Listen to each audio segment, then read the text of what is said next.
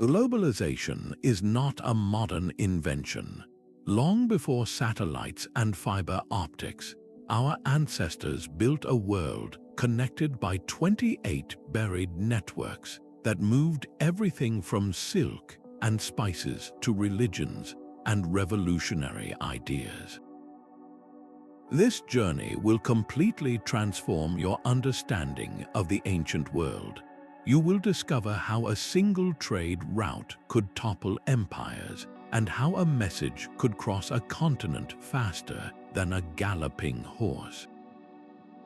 We will uncover why a humble volcanic glass was more valuable than gold and how the entire Pacific Ocean was once a bustling highway.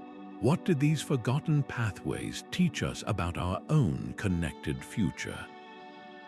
But a single road is not a network. To truly grasp the scale of these ancient superhighways, we need to think beyond cobblestones and caravan trails.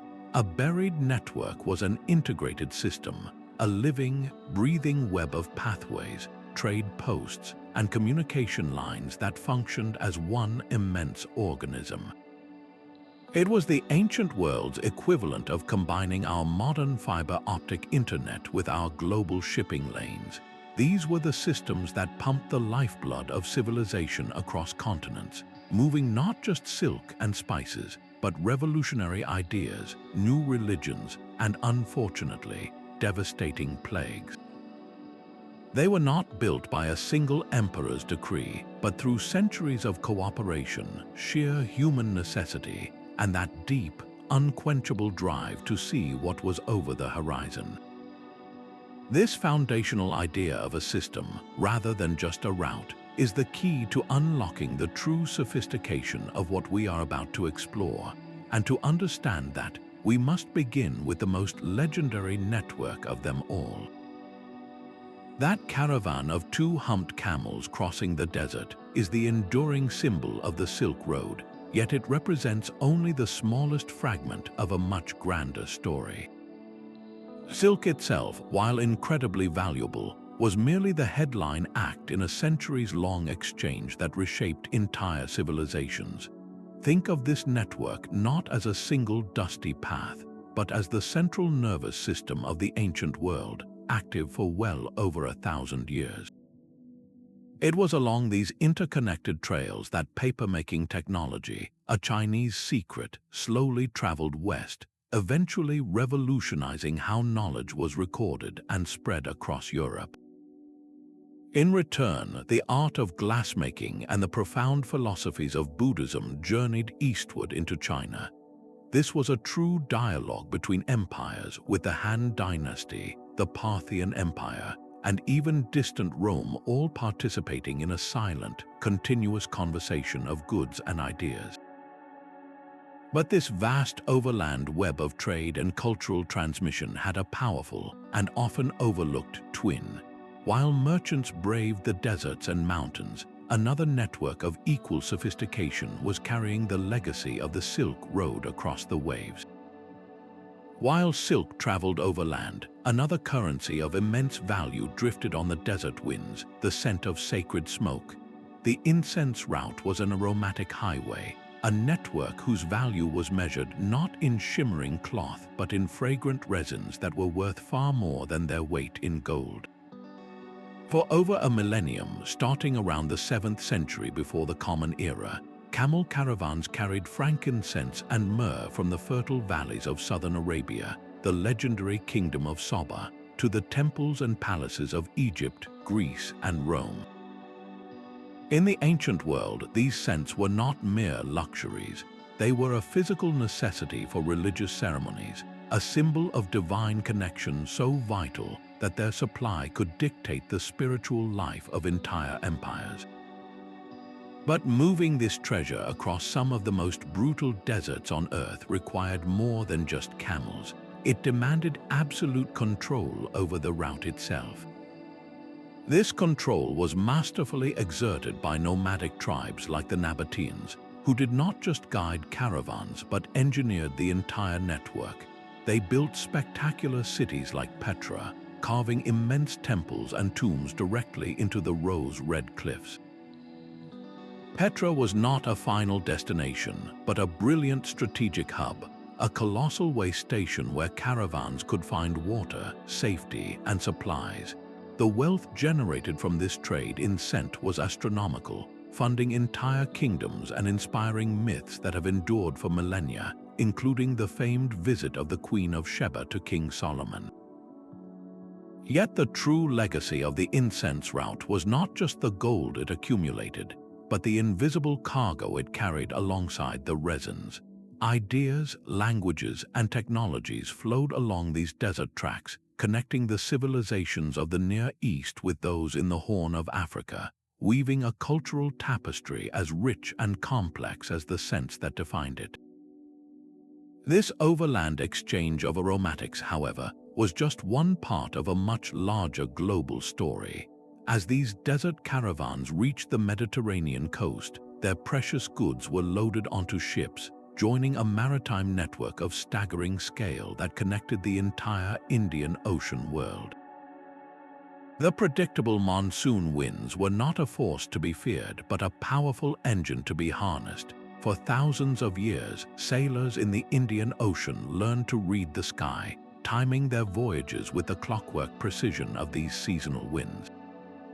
From as early as the 3rd millennium before the Common Era, this created a maritime superhighway of staggering scale, a true first global marketplace. Vessels like the iconic Arabian dhow with its triangular sail and the massive Chinese junk with its battened rigging became the cargo ships of the ancient world. They did not simply carry goods, they carried entire cultures across the waves. African ivory, Indian peppercorns, Chinese celadon porcelain, and Arabian copper all flowed through this aquatic network, linking the shores of East Africa, the Arabian Peninsula, India, Southeast Asia, and all the way to the ports of China. But the most valuable cargo was often intangible. It was along these sea lanes that the mathematical concept of zero traveled from the scholars of India to the thinkers of the Arab world, a revolutionary idea that would eventually transform European science and commerce. This was a system built on cooperation and shared knowledge, not conquest. Ports like Zanzibar, Cambay, and later Malacca were not just docks, but vibrant, cosmopolitan melting pots where merchants, sailors, and scholars from 1,000 different backgrounds mingled freely. This network proves that the sea was never our world's barrier.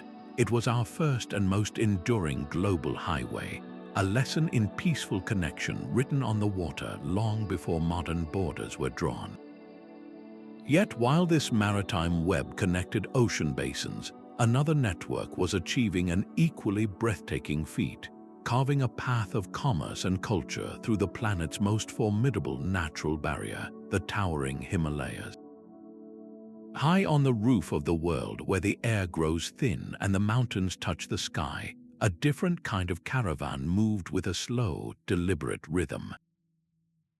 For more than 1,000 years, trains of shaggy yaks and their hybrid cousins, the Dizos, carried vital cargoes of rock salt, wool, and borax across the dizzying passes of the Himalayas.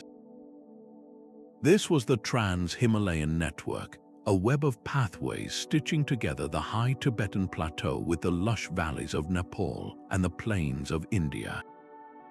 The physical challenge was immense, a testament to human and animal endurance, but the goods traded were merely the visible layer of a far deeper exchange. The most profound cargo moving along these precipitous trails was not carried in sacks, but in the minds of pilgrims and monks. It was along this network that Buddhism made its transformative journey out of India and into Tibet, forever altering the spiritual and cultural identity of the entire region. Isolated monasteries, like those carved into the cliffs of Mustang, became far more than places of quiet contemplation. They evolved into powerful economic hubs, diplomatic centers, and vast libraries of knowledge, safeguarding scriptures and art that flowed along with the traders.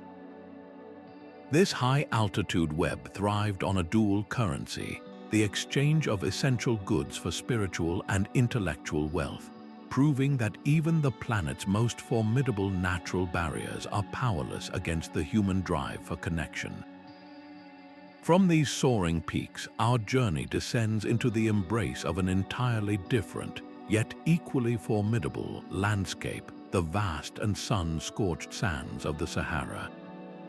The Sahara was not a barren void, but a vast, salt-caked sea with its own ports of call. Across this formidable ocean of sand moved the greatest caravans the world had ever seen, trains of up to 10,000 camels that appeared as slow-moving cities on the horizon. This was the Trans-Saharan Network, a system that from the 8th century onward connected the Mediterranean world to the sub-Saharan empires of immense wealth. The engine of this trade was a stark exchange of absolute necessities. From the south came gold, the lifeblood of kingdoms and currencies. From the north came salt, a mineral so vital for preserving food and sustaining life that it was literally worth its weight in gold in the land south of the desert. This was not a simple barter system, it was an economic circuit that powered civilizations. The gold that traveled north from the empires of Ghana, Mali, and later Songhai would eventually flow into Europe, funding the ambitions of kings and later the flourishing of the Renaissance. But the caravans carried more than just commodities. They transported the very architecture of culture. It was along these routes that Islam traveled south, deeply influencing the legal systems, scholarly traditions, and governance of West African empires. This cultural exchange found its ultimate symbol in the legendary city of Timbuktu. Far from being a remote outpost, Timbuktu became a dazzling intellectual capital, home to a great university and libraries filled with hundreds of thousands of manuscripts on law, science, and philosophy. The Sahara, therefore, was not a barrier that divided Africa, but a crucible that forged a new world, linking diverse ecological and cultural zones into a single, interdependent system. This story of continents woven together by trade, however, was not unique to the Eastern Hemisphere. Far across the Atlantic, a different set of networks had already achieved a similar, breathtaking feat of connection. While the Sahara forged connections across a desert, the Andes Mountains presented an even more formidable challenge, one met with breathtaking ingenuity. The Inca Empire, without the wheel or draft animals, engineered the Quhapak-Nyan, a royal road system that stands as one of history's greatest architectural and organizational triumphs. This was not a single trail but an integrated network of two parallel highways, one along the coast and one through the highlands, connected by a dizzying web of lateral roads, stone stairways, and tunnels.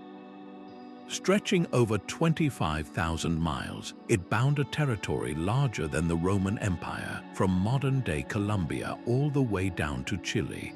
The true marvel of this network was its ability to conquer impossible geography. Inca engineers built suspension bridges woven from mountain grasses that swung over raging rivers, and they carved staircases directly into sheer cliff faces. This physical infrastructure was powered by a human communication system of astonishing speed. Relay runners called chasquis were stationed in pairs at small posts called tambos, spaced a day's run apart. A message or a fresh fish for the emperor's table could be carried from Quito to Cuzco, a distance of over 1,000 miles, in under a week. This speed allowed the Inca state to administer a vast and incredibly diverse empire, moving armies, administrators, and vital goods like maize, potatoes, and coca leaves to every corner. The Quhapak-Nyan was the ultimate expression of a network designed not for open plains, but for vertical worlds, proving that even the most fractured landscapes could be woven into a single, cohesive whole. This mastery of land-based connection finds a stunning parallel in a world defined not by mountains, but by the endless expanse of the sea.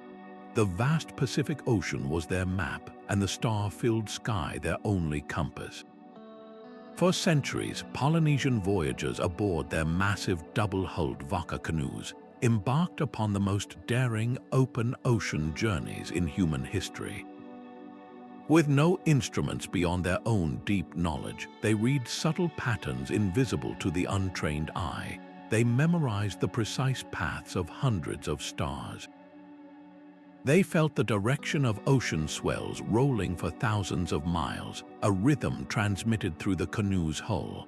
They watched for the flight patterns of seabirds that could lead them to unseen land. This was not accidental drift, but a highly sophisticated science of wayfinding passed down through generations. Using this knowledge, they discovered and settled every habitable island across a vast triangle of ocean stretching from Hawaii to New Zealand to Rapa Nui, also known as Easter Island. This was not a single voyage, but the creation of a sustained maritime network spanning 10 million square miles. Along these sea roads, they transported the very foundations of life, exchanging vital staple crops like taro, breadfruit, and the incredible sweet potato, a plant of American origin that their voyages carried deep into the Pacific. This network connected a constellation of island worlds, creating a shared cultural sphere across the planet's largest ocean, a feat achieved centuries before European ships even dreamed of such journeys. The Polynesian expansion stands as a monumental testament to human courage and intellect, a connected world born from wind and wave. From this aquatic world of islands, we journey to the dense, living heart of another continent, where a different kind of network thrived within the embrace of the great African forests. The story of connection is not always written in ledgers or carried on camelback. Sometimes it is written in the very words people speak. Across a vast expanse of sub-Saharan Africa, a linguistic thread connects hundreds of millions of people, a legacy of one of history's most profound and gradual human journeys. This was the network of the Bantu Migrations, a slow, persistent movement of entire communities that began over 5,000 years ago. Starting from a homeland in what is now West Africa, these Bantu-speaking peoples did not travel as a conquering army, but as families and clans, generation after generation, moving east and south across the continent. Their network was not paved with stones, but marked by the clearings of new fields and the hearths of new villages, and they carried with them two revolutionary technologies. One was the knowledge of ironworking, which allowed them to create stronger tools for farming and more effective weapons. The other was a sophisticated package of agriculture, centered on crops like yams and sorghum, which could thrive in new environments. This was not a simple relocation, it was a process of seeding new ways of life. Wherever these communities settled, they interacted with, and often integrated, the existing populations they encountered. The most enduring evidence of this immense network is linguistic.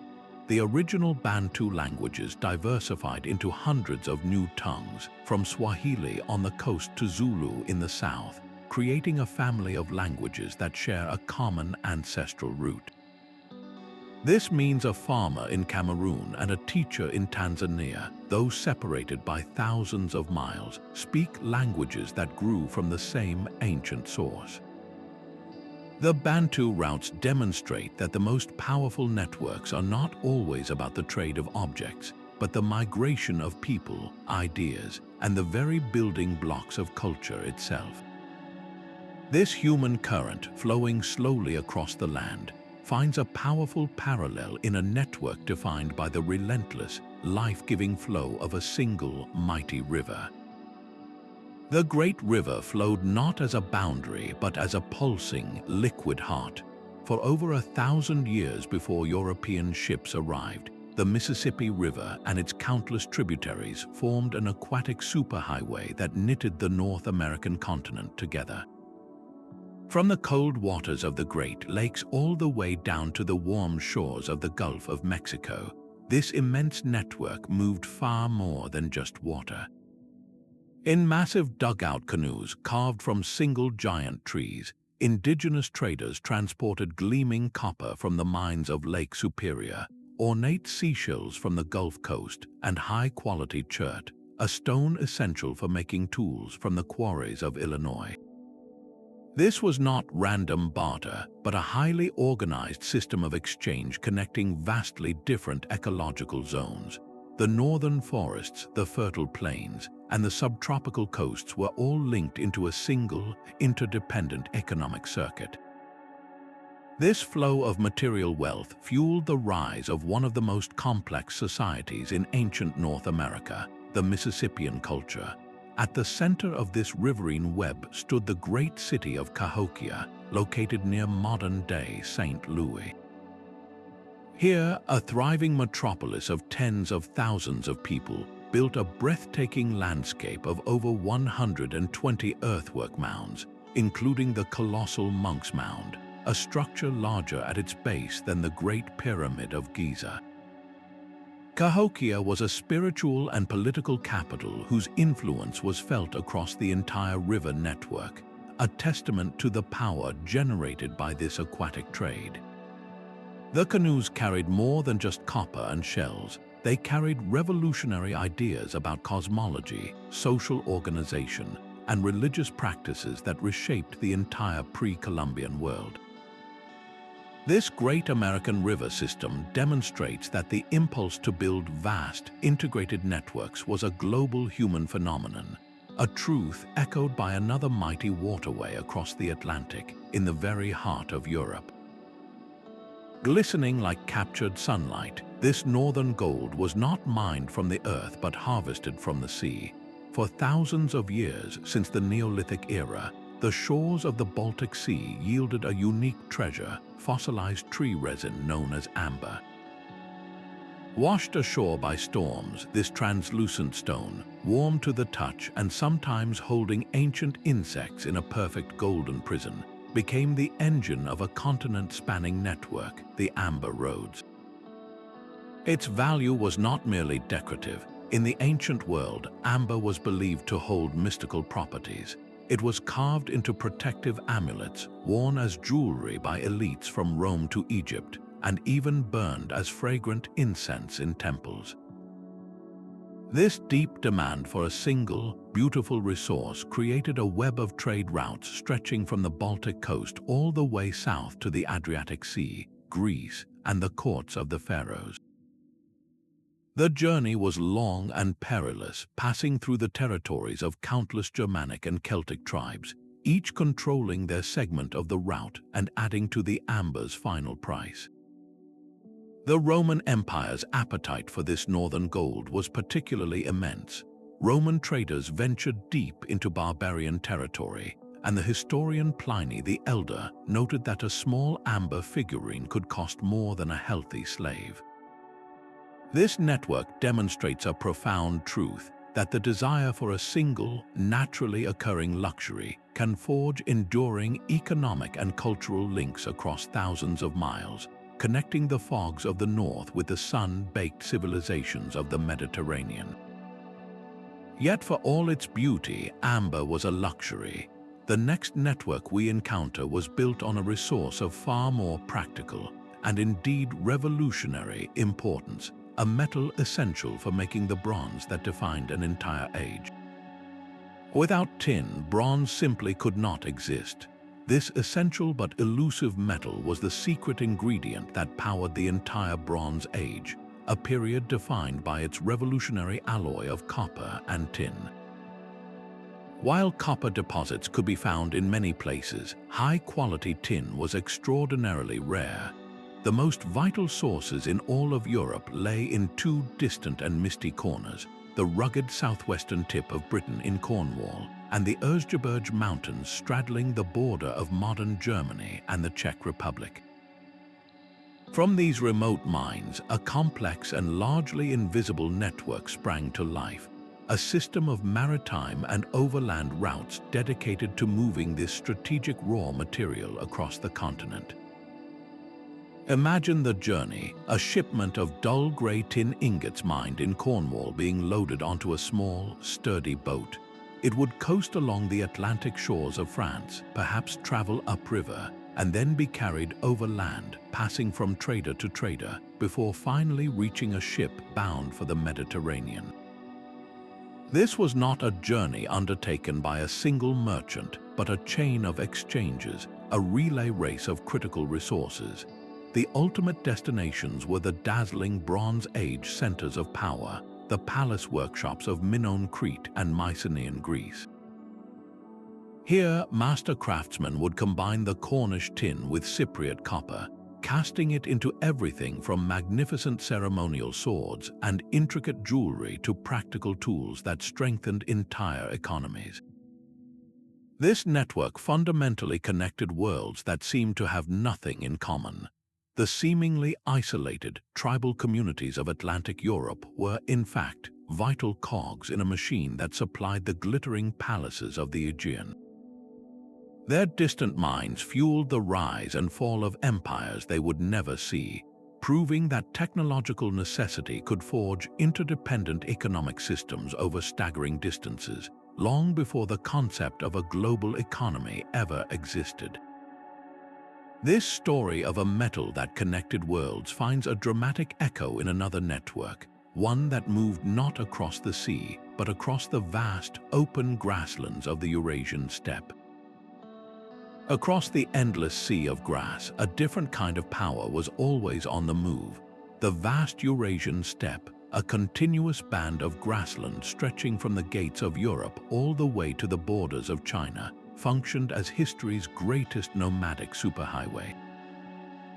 For thousands of years, it was the domain of powerful confederations like the gold-adorned Scythians, the formidable Xiongnu, and later the world-conquering Mongols. These were not random bands of raiders, but highly organized societies on horseback, and their mobility was their ultimate strength. Their entire culture was a network in motion, and they created a fluid, continental system for the exchange of far more than just goods. Along these grassy corridors flowed revolutionary military technologies that would change warfare forever. The composite bow, a masterpiece of laminated wood and sinew that could punch through armor at a gallop, and the humble stirrup, which gave a rider unprecedented stability to fight effectively from the saddle, both traveled these routes. This network also carried a unique and vibrant artistic language, the famous Scythian animal style, with its intricate, swirling depictions of stags and predators, which influenced art from the Black Sea to the Ordos Plateau. But the ultimate expression of this steppe network was the Yam, the postal relay system established by the Mongol Empire. This was not a single road, but a sprawling web of stations spaced a day's ride apart, each stocked with fresh horses, supplies, and dedicated riders. A message could race from the Danube to the Yellow River in a matter of weeks, an astonishing speed that allowed the Khans to administer the largest contiguous land empire in history. The steppe was never a silent, empty space. It was a relentless engine of demographic and cultural shifts, a constant pressure on the settled civilizations along its fringes that repeatedly redrew the map of the ancient world. This fluid world of movement and animal power finds a stark contrast in our next network, one carved with immense patience and permanence from the living rock itself. The skeleton of an empire was built not of stone, but of gravel and disciplined ambition. The Roman road system was a masterpiece of practical engineering that physically welded a sprawling, diverse collection of territories into a single, manageable unit. Starting around 500 years before the Common Era, Roman engineers began a project that would eventually span 250,000 miles, reaching from the misty, rain-soaked highlands of Britain to the sun-baked deserts of Syria. These were not simple dirt paths worn down by carts. They were sophisticated, multi-layered constructions. Surveyors first plotted the straightest possible course, defying hills and valleys.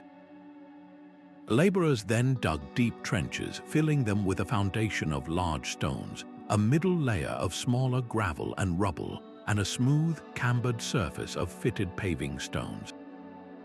They installed drainage ditches and curbstones, creating highways that could withstand centuries of traffic and weather. This physical network served three vital purposes. It allowed legions to march at astonishing speed to crush rebellions or secure distant frontiers. It enabled merchants to transport goods safely and predictably, boosting commerce across the entire Mediterranean world. And it carried the imperial postal service, the cursus publicus, with relays of riders and carriages ensuring that messages and officials could traverse the empire in weeks instead of months. More than just moving people and goods, these roads standardized the empire itself. Roman law, measurements, currency, and even the Latin language traveled along these paved arteries, systematically integrating conquered peoples into a unified Roman identity. The echo of this network is still with us today, as the foundations of many modern European highways still rest upon the unyielding stone of an ancient Roman road. This immense terrestrial web, however, was just one half of a global equation. While Rome solidified its grip on the West, another legendary network was busy connecting the classical world to the distant, wealthy empires of the East. The Royal Persian Road was the lifeblood of history's first true superpower. Centuries before Rome laid its first stone, the Achaemenid Persian Empire engineered a highway of breathtaking scale and efficiency, the Royal Road. This was not a simple dirt track, but a meticulously maintained artery stretching over 1,500 miles, from the magnificent palace complex at Susa in the heart of Persia, all the way to Sardis in distant Anatolia. What made this network revolutionary was not its length, but its speed. A relay of royal couriers, known as the King's Eyes, could carry a message across this entire distance in just 9 days, a journey that would take an ordinary traveler 3 months. Their secret was a chain of way stations placed at regular intervals, each stocked with fresh horses, allowing a single rider to maintain a blistering pace without ever stopping. The Greek historian Herodotus marveled at this system, noting that neither snow, nor rain, nor heat, nor gloom of night stayed these couriers from the swift completion of their appointed rounds. This logistical masterpiece allowed the King of Kings to administer a sprawling, multi-ethnic empire that stretched from the Indus River to the Nile.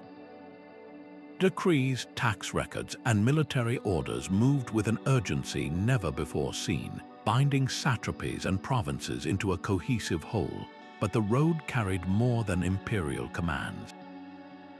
Caravans of merchants followed in the couriers' wake, transporting goods and ideas that created a vibrant cultural corridor between the Greco-Roman world and the ancient Near East. The Royal Road was the essential precursor to the Silk Road, a stunning demonstration that the true power of an empire lies not just in its armies, but in the speed of its information. From this pinnacle of overland imperial organization, our journey returns to the domain of salt and wave, to a maritime network that turned the entire Mediterranean into a single, thriving marketplace.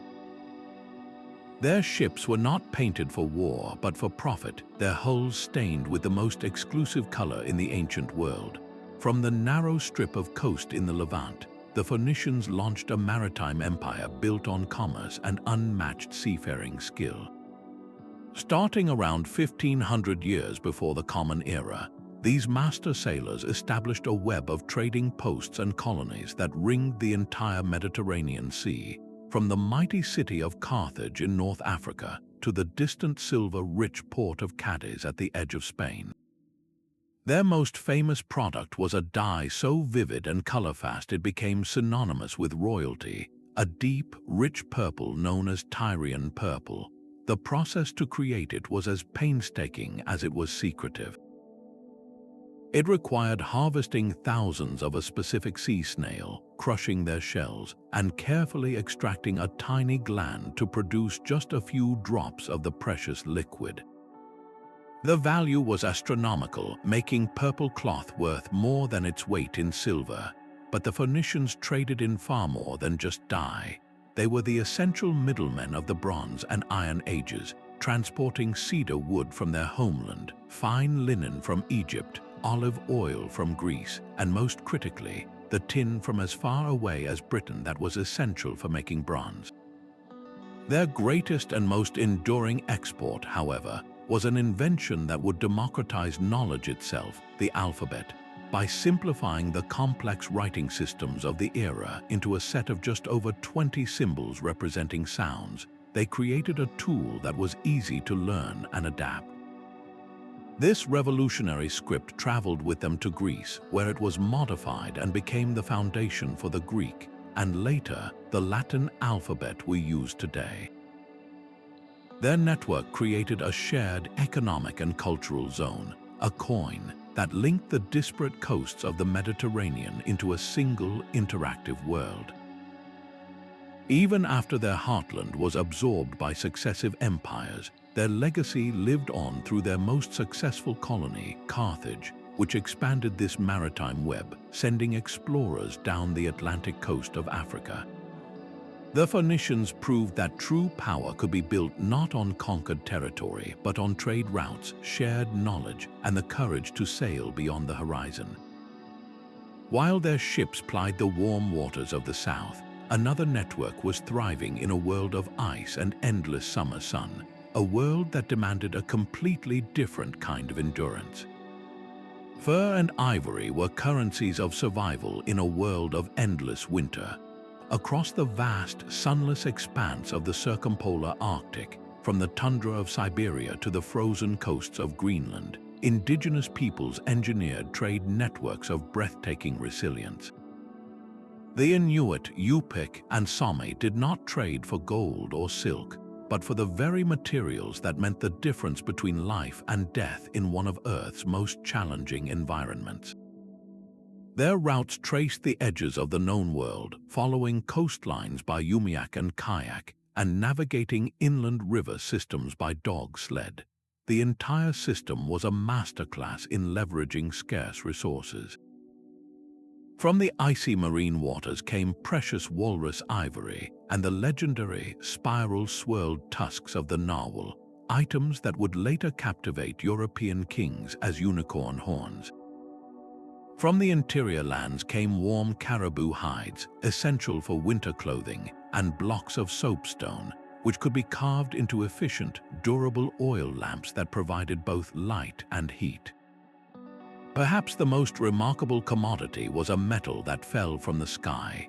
Meteoric iron from a specific site in Greenland, a rare and workable source of metal in a Stone Age world, was traded over staggering distances, its celestial origin imbuing it with both practical and spiritual significance.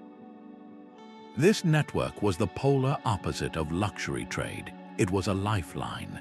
It created bonds of mutual obligation and interdependence, where a coastal community's surplus of seal oil could be exchanged for an inland community's surplus of caribou sinew for thread. This intricate web across the roof of the world proves that connectivity is not a choice in the face of scarcity, but a fundamental human strategy for thriving against all odds. From this world of ice and interdependence, we journey to its climatic opposite, where another empire mastered the art of trade in a landscape defined not by cold, but by absolute dryness. Deep beneath the scorching sands, the Garamantes discovered a secret ocean. While the later Trans-Saharan empires are more famous, this earlier civilization, flourishing from around 500 years before the Common Era to 700 years into the Common Era, mastered the desert on their own terms. Their heartland was the Fezzan, a region in what is now Libya, a place that appears utterly barren to the untrained eye. But the Garamantes saw what others could not: vast reserves of ancient fossil water trapped deep underground, a legacy of a wetter climatic age. With brilliant ingenuity, they did not simply dig wells, they built a subterranean network of tunnels known as pagaras. These were gently sloping underground channels that tapped the water trapped in aquifers and guided it for miles by gravity alone to their oasis fields. This was a monumental feat of engineering, requiring the excavation of thousands of shafts, some over 100 feet deep, to create a permanent, reliable water source. This hidden web of waterways turned the desert green, allowing them to cultivate grapes, figs, and wheat where only sand should exist. With their survival assured, they turned to trade, and their method was just as innovative. Ancient rock art across the Sahara depicts their sleek, horse-drawn chariots, not as weapons of war, but as the desert's first freight vehicles. These lightweight, fast chariots allowed them to establish and control early trade routes, creating a network that connected the Mediterranean ports of North Africa with the sub-Saharan communities to the south. They became the essential middlemen, moving salt north and bringing back gold, slaves, and exotic animals like the giraffe for the Roman circus.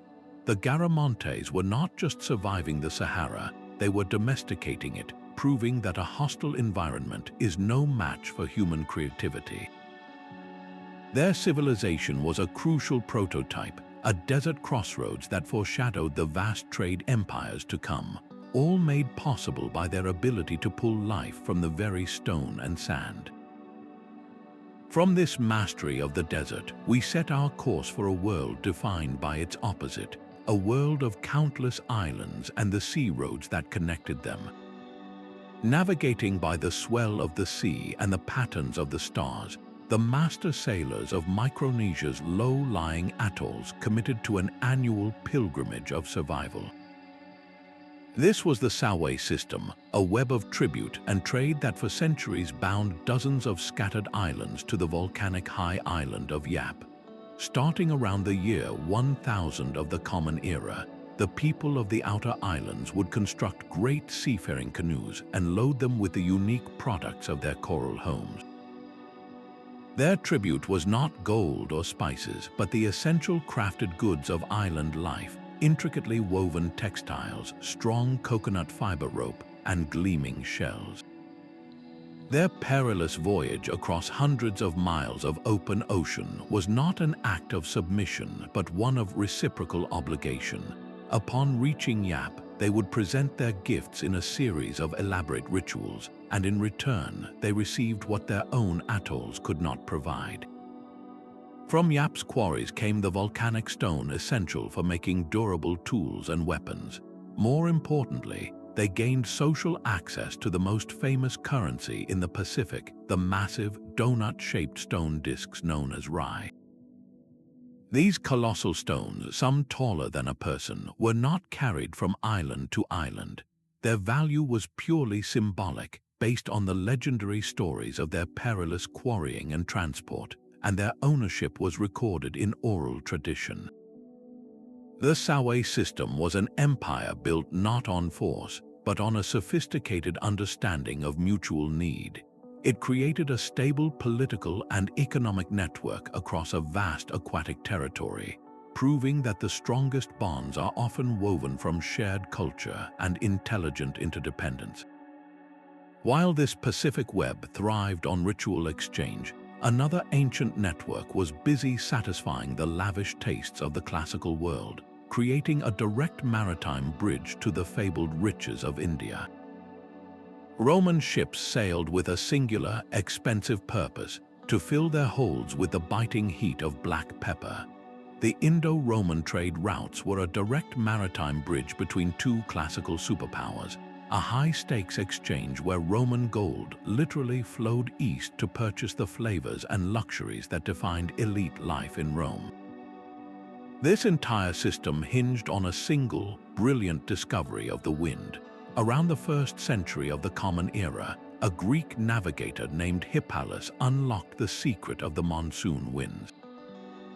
He realized that these were not unpredictable storms, but a colossal, seasonal breathing of the ocean, winds that blew steadily from the southwest for half the year and then reversed to blow from the northeast for the other half.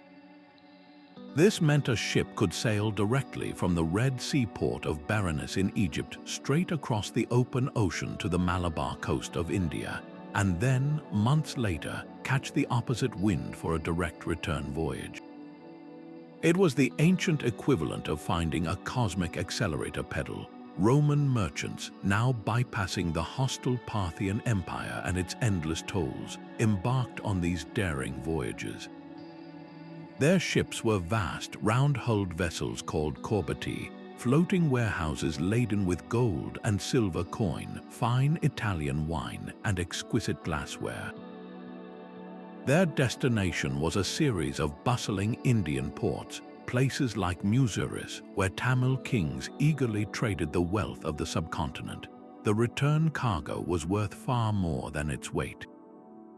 Peppercorns, so abundant in India they were sometimes used as a common measure, became worth more than their weight in gold in Rome. Along with pepper came precious gems, ivory, and Chinese silk that had already traveled partway along its own labyrinthine routes. The scale of this trade was so immense it began to warp the Roman economy. The philosopher Pliny the Elder lamented that India, along with China and Arabia, was draining the empire of at least 100 million sesterces every single year, a fortune that was literally sailing away to the east. This was not just a trade in goods, it was a massive, continuous transfer of wealth from one end of the known world to the other, creating a direct economic and cultural link between the Forum in Rome and the spice markets of Kerala.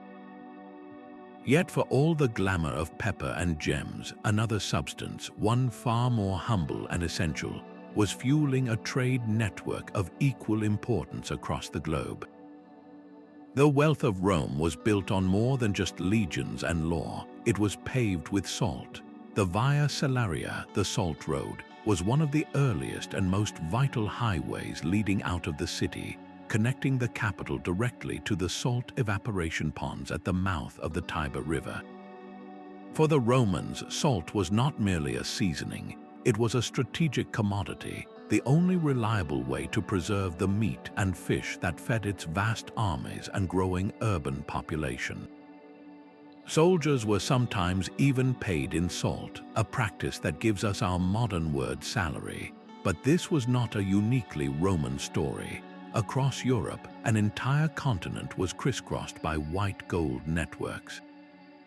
In northern Germany, the old salt route saw countless wagons carrying salt from the rich mines of Lüneburg to the bustling port of Lübeck, from where it was shipped throughout the Baltic region. This was not a luxury trade, it was a trade in survival itself. The taxes and profits from this humble mineral were so immense that they literally built the modern world, funding the construction of magnificent Hanseatic trading cities and soaring Gothic cathedrals. To control a salt spring or a major salt route was to control life and commerce, making this simple compound a perpetual source of alliance, rivalry, and war. This terrestrial flow of essential minerals finds a powerful parallel in a network that turned the greatest rivers of Southeast Asia into pulsating arteries of empire. The Nile did not merely flow through Egypt, it was Egypt. Every aspect of life and death was tied to its predictable, life-giving rhythm. For over 3,000 years, this river was not just a source of water, but the world's most efficient and reliable superhighway. Its dual nature made it a perfect transport system. Boats laden with heavy cargo, like the massive granite blocks needed for obelisks and statues, would float effortlessly downstream from the quarries at Aswan, carried by the current. Meanwhile, vessels heading south to the Kingdom of Nubia or beyond simply raised a single square sail to catch the steady northerly winds, effortlessly traveling against the flow. This created a constant, two-way traffic of goods and people that bound the kingdom together. From the fertile fields of the delta in the north, barges heavy with grain sailed to feed the administrative capital of Memphis. From the far south came the glittering treasure that financed Egypt's grandeur, gold from the mines of Nubia, but the Nile's reach extended far beyond the borders we now know as Egypt. It was a corridor that connected worlds. Royal expeditions sailed south into the heart of Africa, to the fabled land of Punt, returning with holds full of ebony wood, fragrant incense, live frankincense trees, ivory tusks, and exotic animals like monkeys and leopards for the pharaoh's court. This river was so fundamental, so utterly dependable, that it created a civilization of unparalleled stability and endurance, while the Nile provided a single, dominant artery for one of history's longest-lasting civilizations. Another network was thriving in a landscape defined not by one river, but by many, weaving together a watery world of incredible diversity. The true wealth of Southeast Asia was measured not in silk, but in the fiery heat of a clove and the fragrant dust of nutmeg. While camel caravans crept across the deserts of Central Asia, a parallel maritime world of immense power and sophistication flourished among the islands and straits. This was the Southeast Asian Maritime Silk Road, a vibrant aquatic network where the destinies of empires were decided by the spice trade. From the volcanic islands of Maluku, known to Europeans as the fabled Spice Islands, came cloves, nutmeg, and mace, commodities so rare and desired they were worth more than their weight in gold in the markets of Europe and China. Controlling the flow of these spices meant controlling the choke points of global commerce, and no one mastered this art better than the thalassocracy, or Sea Empire, of Srivijaya. Based in Sumatra for over 6 centuries, Srivijaya's power did not come from vast territorial holdings, but from its absolute command over the Strait of Malacca. Every ship sailing between China and India had to pass through this narrow, pirate-infested channel. The Srivijayan kings offered protection, supplies, and safe harbor, taxing every vessel that entered their watery domain. Their capital, Palembang, became a legendary entrepot, a bustling, polyglot city where Chinese porcelain, Indian textiles, and Arabian incense were exchanged for the precious spices of the Eastern Archipelago. This economic engine was later inherited by the Majapahit Empire based in Java, which expanded this maritime web to its greatest extent, weaving thousands of islands into a single sphere of influence. But the ships carried more than just sacks of peppercorns and bundles of cinnamon bark. They were floating universities of culture and faith. It was along these sea lanes that Hinduism and Buddhism made their profound journey from the Indian subcontinent into the heart of Southeast Asia. This was not a conquest, but a graceful absorption. Local rulers adopted these new philosophies, blending them with indigenous animist beliefs to create unique syncretic kingdoms. The most breathtaking monuments to this cultural exchange are the temple complexes of Borobudur and Angkor Wat. Borobudur, in central Java, is a massive Buddhist stupa built as a physical model of the cosmos, its thousands of relief panels and statues telling the story of the Buddha's path to enlightenment. Far to the northwest, Angkor Wat began as a Hindu temple dedicated to Vishnu before evolving into a Buddhist site. These were not isolated monasteries, but the vibrant centers of vast, interconnected networks. They were pilgrimage destinations, administrative hubs, and repositories of knowledge that attracted scholars, artists, and merchants from across the known world. The Southeast Asian Maritime Silk Road proves that the most enduring networks are those that trade not only in goods, but in the very architecture of belief and identity. This flow of shared knowledge across the waves finds a powerful echo on land, in a network that connected minds rather than markets. The true capital of this network was not a city, but a library. As Buddhism expanded from its Indian heartland, its monasteries evolved into far more than quiet retreats. They became the internet hubs of the ancient world, a sprawling web of wisdom that for over 1,000 years facilitated the most profound exchange of ideas Asia had ever seen. Monks were the original data packets traveling the same trade routes as merchants, but their caravans carried priceless cargo, palm leaf manuscripts, and philosophical debates.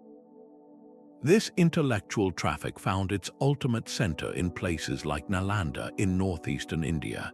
Nalanda was not a simple monastery. It was a massive residential university, a magnet for the greatest minds across the continent. At its peak, it hosted thousands of students and 2,000 teachers. They came from every corner of the known world, from China and Korea, Tibet and Central Asia, all drawn to its legendary libraries, which were said to be so vast they burned for months when invaders finally destroyed them. The work done here was systematic and revolutionary. Scholars collaborated across languages, meticulously translating Sanskrit sutras into Tibetan and Chinese, preserving a literary heritage that might otherwise have been lost forever. This was not just about religion. In scriptoriums lit by butter lamps, knowledge of mathematics, astronomy, and medicine was copied, compared, and advanced. The network's influence extended beyond texts and into art. The serene Buddha statues of Afghanistan's Gandhara region, showing a clear Greek artistic influence, stand as stone and stucco testaments to this cross-cultural dialogue. It was through these monastic channels that block printing technology, first developed in China, traveled westward, setting the stage for the print revolution that would later transform Europe. This was a system powered by a different kind of currency, the pursuit of enlightenment. It created a shared intellectual landscape, a common vocabulary of thought and beauty that stretched from the Ganges Plain to the Japanese islands, proving that the most resilient networks are those built to carry light. From this web of peaceful contemplation, we must now turn to a network engineered for the opposite purpose, the projection of raw imperial power. A single rider could cover 200 miles in a single day, a feat that defied the known limits of geography and speed.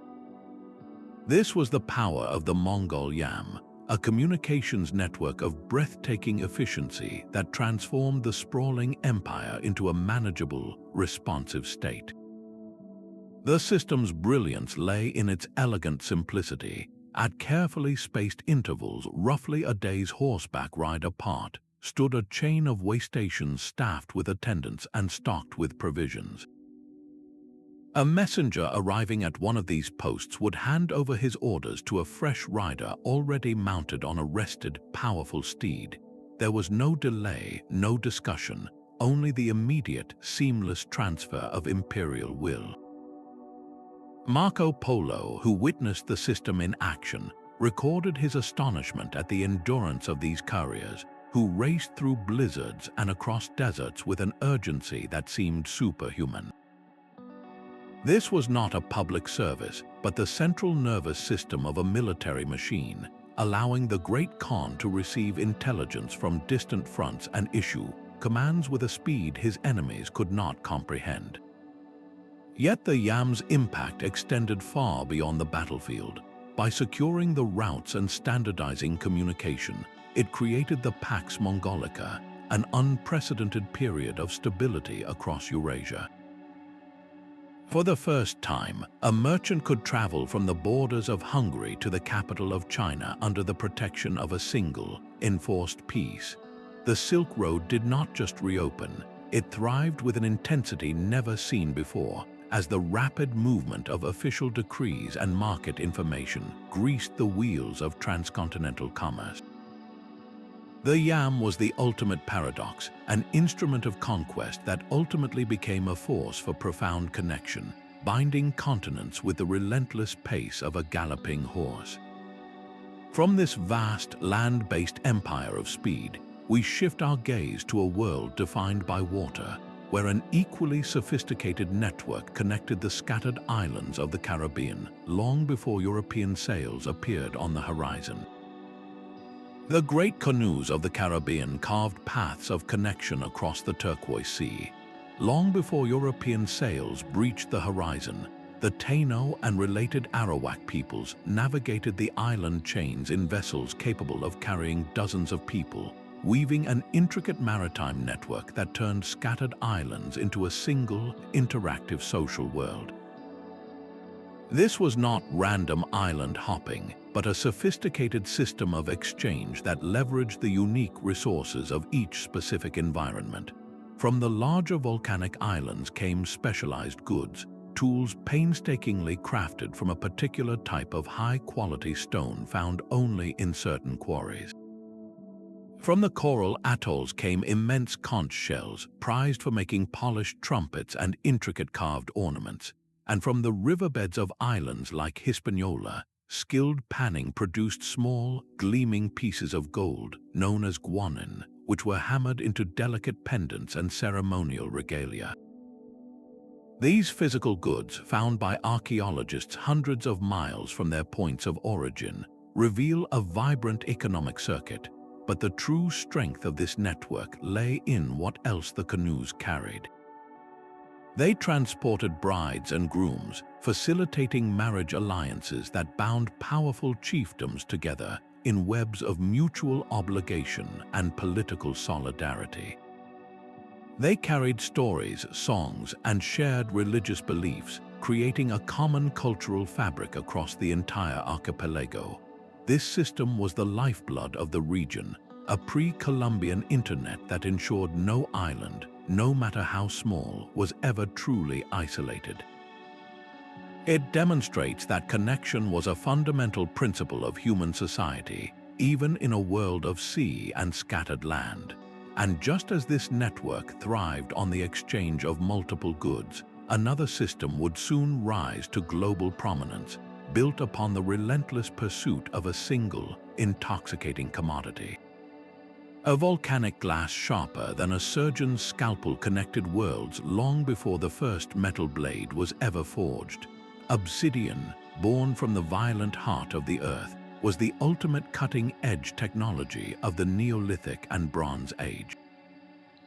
When fractured, it breaks into edges so fine they are only a few molecules thick, making it perfect for crafting everything from lethal arrowheads to delicate surgical tools for trepanation, the ancient practice of drilling holes in the human skull.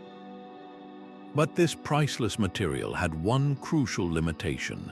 It could only be found at a handful of specific volcanic sites scattered across the globe. The most famous sources were in Anatolia, modern-day Turkey, on the Aegean island of Milos, and in the Great Rift Valley of East Africa. Yet, through meticulous archaeological work, we find artifacts made from Anatolian obsidian buried in sites hundreds of miles away, while blades from Milos have been discovered in mainland Greece and Crete.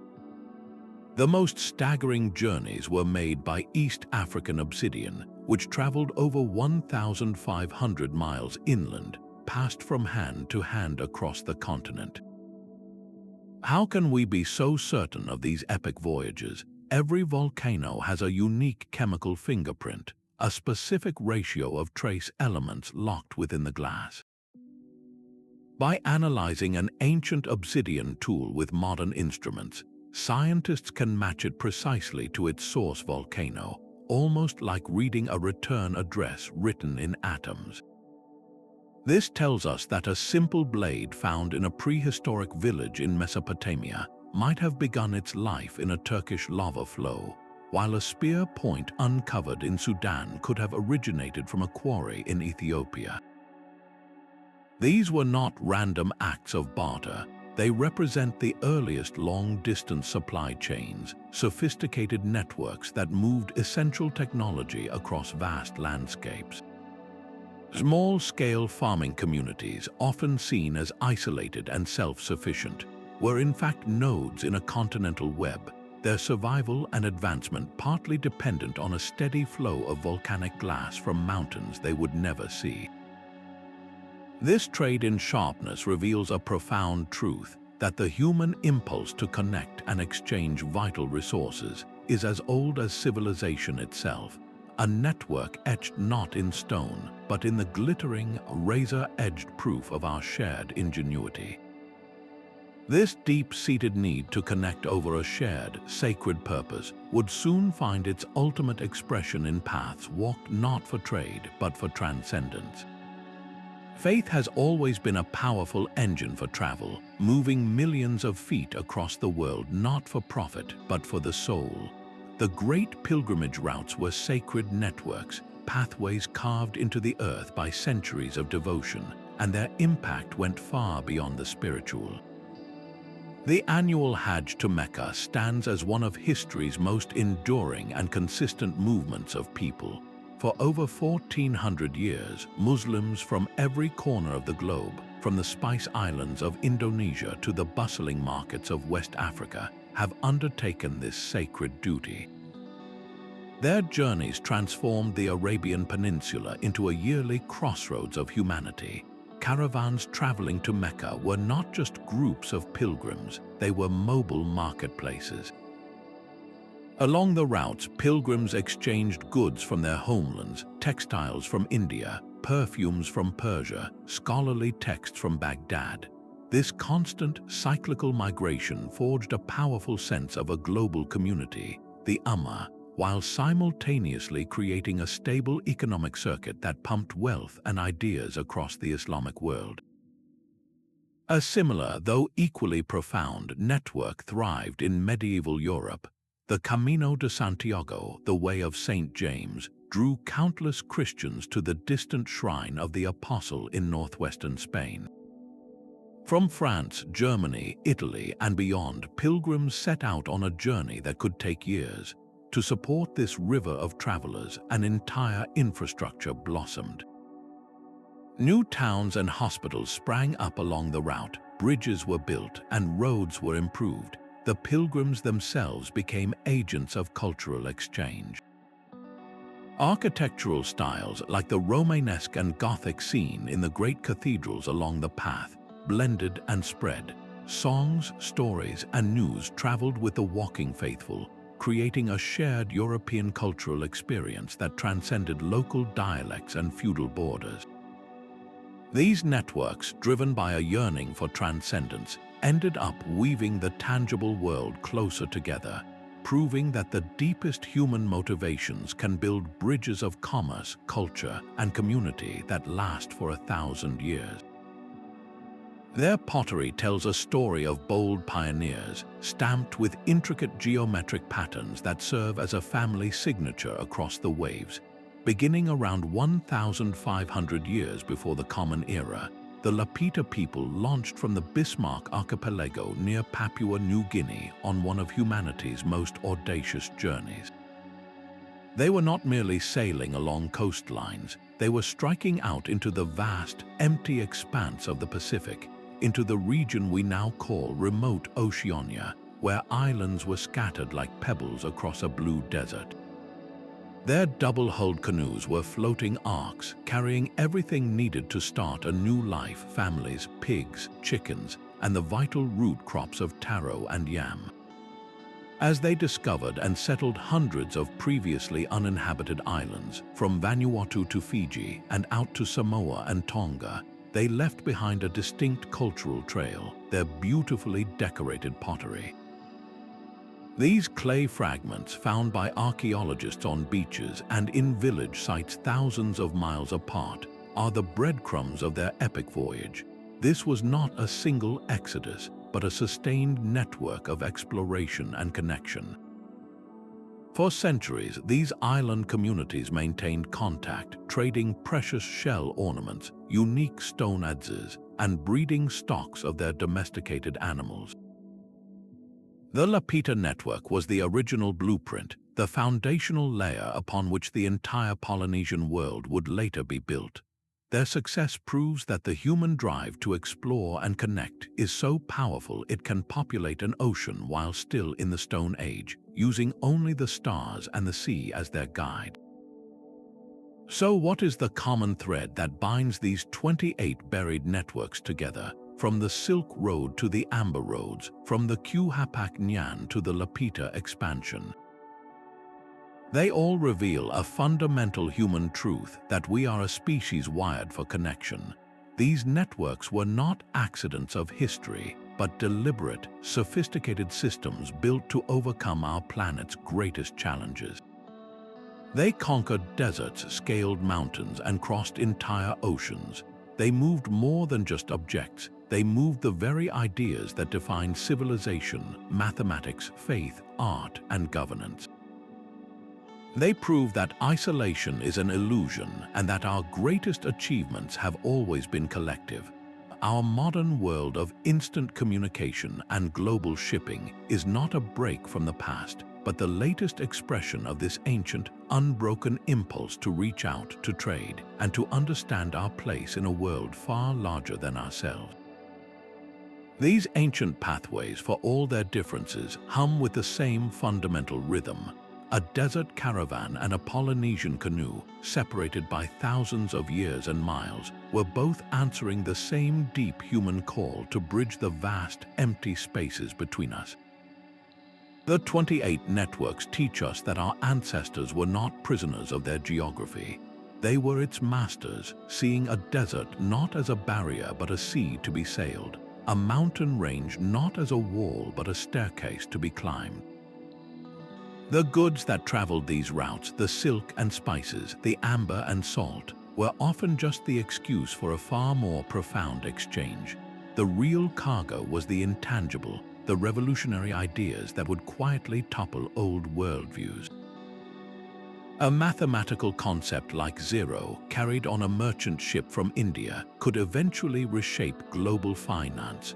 A new religion, carried by a pilgrim or monk along a mountain trail, could redefine the moral landscape of entire continents.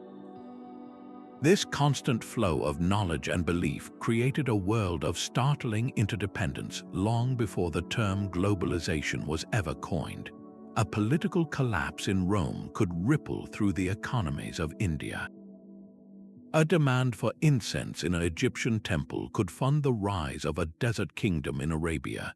No society, no matter how powerful, ever truly stood alone. Perhaps the most hopeful lesson is how these systems were built. They were rarely the product of a single emperor's command. Instead, they emerged from the ground up through the cooperation of countless individuals from wildly different cultures. A Nabatean guide, a Chinese sailor, a Sogdian merchant, and a Mongol horseman, each speaking different languages and worshipping different gods, could all find common cause in keeping the pathways of exchange open. This was the original internet, a decentralized, resilient web built on mutual interest. The ultimate legacy of these buried networks is not just in the ruins they left behind, but in the undeniable truth they reveal about our species. Our story is not one of isolation, but of relentless, ingenious connection. We have always been weaving the world together, thread by thread, long before we had a map to show us the whole tapestry.